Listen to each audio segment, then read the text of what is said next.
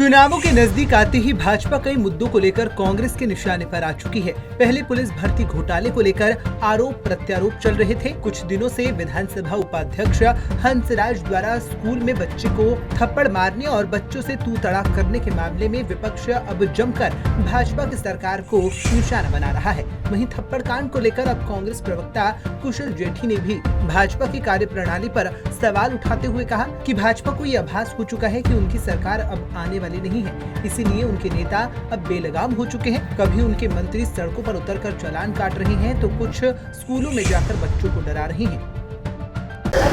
ये जो विधानसभा उपाध्यक्ष ने एक मासूम बच्चे की गाल के ऊपर जो थप्पड़ मारा है, ये आने वाले चुनाव में हिमाचल की जनता इनके मुंह के ऊपर ऐसा थप्पड़ मारेगी, दोबारा उठ नहीं सकेंगे। ये जैसे जैसे चुनाव का समय नज़दीक आ रहा है, इनकी ज़मीन खिसकती नज़र आ रही है।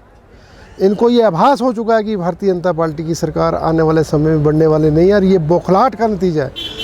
ये श्रीमान वही विधानसभा अध्यक्ष हैं जिन्होंने कुछ दिनों पहले एक महिला को रात को 12 बजे काम के लिए अपने घर पे बुलाया था।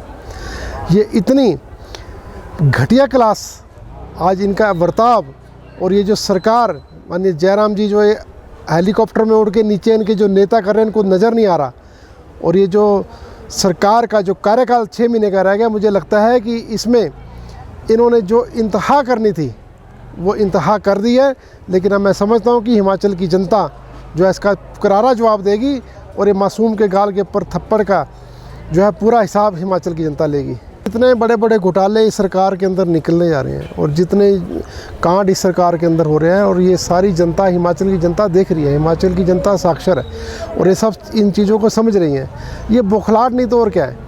मुझे लगता है कि ये अपनी मानसिक स्थिति खो बैठे हैं भारतीय जनता पार्टी के नेता, और इनको अपना इलाज कराना चाहिए। ये मासूमों को थप्पड़ मारने से ये बचने वाले नहीं है। ये अपने झल्लाट मासूमों के ऊपर निकाल रहे हैं, और मैं समझता हूँ कि ये एक ऐसा इन्होंने बर्ताव किया जो कि एक सभ्य समाज के अंदर और एक इस पद पर बैठे व्यक्ति को शोभा भी नहीं देता। और मैंने जैसे आपको पहले भी कहा कि इस थप्पड़ का जवाब हिमाचल की जनता देगी, और इनके गाल के ऊपर ऐसा तमाचा आने वाले चुनाव में पड़ेगा, ये दोबारा हिमाचल में उठ नहीं सकेंगे। ये कांग्रेस प्रवक्ता कुशल जेठी ने थप्पड़ कांड को लेकर सरकार पर कटाक्ष भी किया और विधानसभा चुनावों में हिमाचल की जनता द्वारा वोटों के माध्यम से बीजेपी को तमाचा मारने की बात कही। खैर, इस मामले को लेकर जहां लगातार राजनीति हो रही है, वहीं अब देखना ये होगा कि इस मामले में अब प्रदेश सरकार क्या कुछ रुख अपनाती है और इसको लेकर क्या कुछ कार्रवाई की जाती है। पंजाब केसरी टीवी के लिए सोलन से कीर्ति कौशल की रिपोर्ट।